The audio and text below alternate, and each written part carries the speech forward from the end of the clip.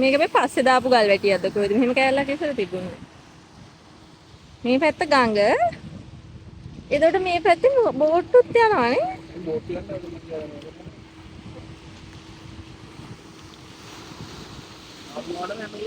ඉතින් ඔය මේ මාදු ගඟ මුහුදට වැටෙන්නේ මෙතනින්. ආයිබෝන් සාදරයෙන් පිළිගන්නවා මගේ YouTube channel එකට. ඔන්න අද අපි අරගෙන ආව වීඩියෝ එක මාදුගඟ මුහුදට වැටෙන මෝය තියෙන තැන තමයි අද අපි වීඩියෝ එකක් අරගෙන ආවේ. ඔය තියෙන්නේ මුහුදට ගඟ වැටෙන තැන. ඊළඟට තව ඉස්සරහට යනකොට ඔන්න ඔය ඈතට පේන්නේ ඔරුවැල්ල බීච් එක. ඒකේ අර ගල් ටික තමයි ඔය ඈතට පේන්නේ. පේන්නේ බලපිටියේ බීච් එක දිගටම.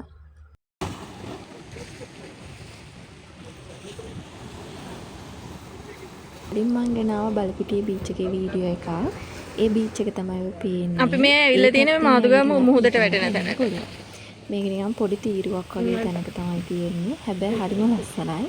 එක පැත්තකින් බීච් එක තියෙනවා. අනිත් පැත්තෙන් ලස්සන මාදුගඟ මුහුදට වැටෙනවා. ඇත්තම කිව්වොත් මාදුගඟ කිව්වහම ඒක ලංකාවේ තියෙන ගොඩක් ප්‍රසිද්ධ සුවිශේෂී ගංගාවක්. මෙහි ගොඩක්ම තියෙනවා මාදුගඟේ සවාරි යන බෝට් සර්විස්.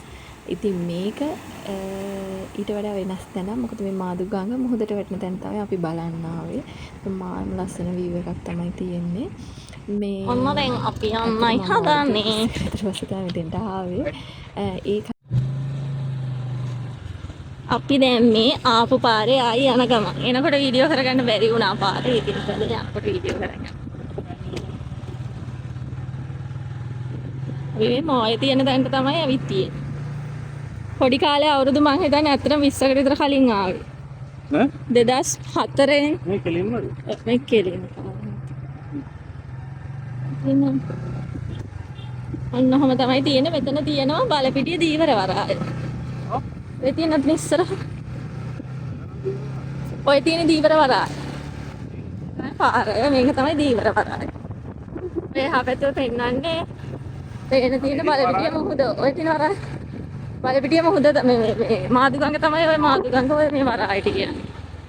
මේ පාර දිගටම ඇවිල්ලා වැටෙන්නේ බලපිටිය පාලම පහු කරගෙන කොළඹ පැත්තට එනකොට තියෙන තැනට. හරියටම බලපිටිය පාලම ගාවට. පාරෙන් එහා පැත්තේ තියෙන අර මැංගෝ කියන මේ බෝට් සර්විස් එක මේ තමයි කැප්ටන් බෝට් සර්විස් එක. එතන ගහලම තියෙනවා. ඔන්න ඔතන ඔය තියෙන පාලම ඔන්න ඔහම තමයි පාරට වැටෙන්නේ. එහෙනම් ඉතින් අලුත් වීඩියෝ එකකින් හම්බෙන්නම්. ගිහින් එන්නම්.